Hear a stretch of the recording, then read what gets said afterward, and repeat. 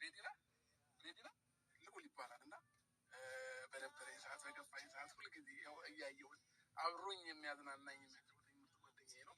ጓደኛዬ እወዳለሁ፣ ሻባት እወዳለሁ፣ እኔም እወዳለሁ ናልከኝ የኔ አባት ውድድ አረግ አብርሃም እንግዲህ ጭንቅላቱ ደንዝዞ ነበረ። በመጨረሻ ማሰብ ጀምሯል ማለት ነው። ልዑልዬ የኔ አባት እንዴት አባቱ ደስ እንደምትል እኮ ፈጣሪ እያሳድግ። ይሄ ደነዝ አባትህን እንግዲህ ፈጣሪ ወደ አይምሮ ወደ መልካም አስተሳሰብ ይመልስል ማለት ነው። ምን አለበት ይሄ የመሰለ ልጅ ከእናቱ ጋር አብረ ብታሳድግ ኖሮ ከምትንዘላዘል ልጅ እንትቴ ማለት ነው። ዘልዛላ የሆንክ ሰውዬው ማለት ነው። ይሄን የመሰለ ልጅ ልዑልን ትቴ ሌላ ሴትን አፈቅራለሁ ከምትል ምንድን ነው የሚባለው? ጎሽ ለልጇ ስትል ተወጋች እንደሚባለው ምንም ብከፋም ቢደላህም ልጅን በሰላም ከእናቱ ጋር ብታሳድግ መልካም ነበረ ከምትንዘላዘል ማለት ነው።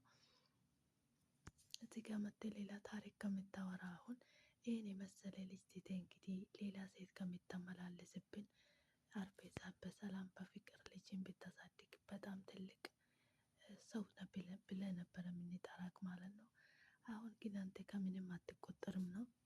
አንተ ዘልዛላ የሆንክ ሰውዬ ሩታ እድሜ ለሩታ ይሄ ልጅ ዛሬ እንደዚህ ለማየት ያበቃችክ ሩታ ናት ማለት ነው።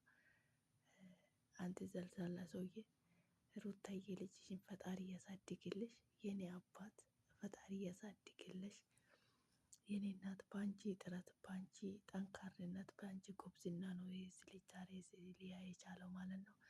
አንቺ እርጉዝ ሆነሽ ስትጨነቅ እሱ በየሆቴል ቤት ነበረ ሴት ይዞ ሲዞር የነበረ። ዛሬ እዚህ አፉን ይከፍታል። ክፍታፍ አብርሃም፣ አንተ ክፍታፍ ነው ብለን ለመናገር ማለት ነው።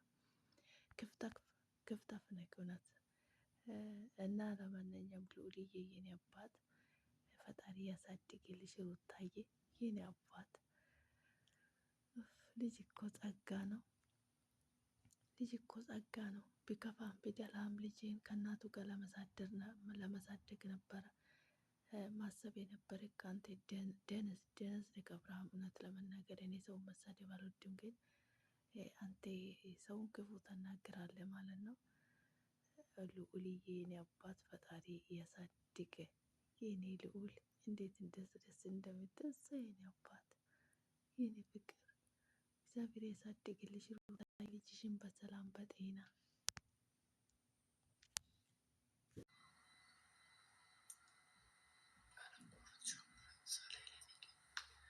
እንዲህ ነበረ ካላልኩኝ ከትላንት ስህተት ተምሬ ሰው ቢያወራ ስለ እኔ መስጊድ ሰጥቶኝ እኔ ስራ ነው ምስክሬ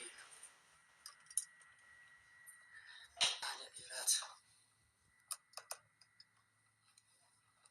አብሽና ልታስተካክል። እሺ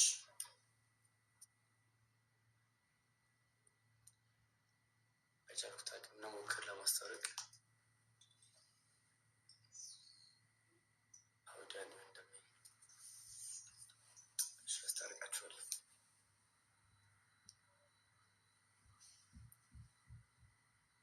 አላቋርጥ ጀምሬ ሳለ ላይፌን ቀይሬ እንዲህ ነበረ ካላልኩኝ ከትላንት ስህተት ተምሬ ምስክሬ። ዲ ሰላም ነው ሀኒዬ ነሽ? እኔ እኮ ጋይስ ላስታርቃቸው ችግር የለውም። ማስታረቁ እኮ ኖርማል ነው። ግን ሁለቱን ደግሞ ሳስታርቃቸው ማለት ነው፣ ሁለቱን ደግሞ ሳስታርቃቸው ሌሎቹ እንትን ይላሉ። ሳስታርቃቸው ደግሞ የሄርሜላ ደጋፊዎች ትመጡና ለምንድን ነው የሄርሜላ ደረቃት ለምን እንደዚህ ሆነ ምናምን ከግራ ነው ታገቡ። የትኛው ጋር መሆን እንዳለብኝ ግራ ነው የሚገባኝ። እናመሰግናለን። እኔም አመሰግናለሁ።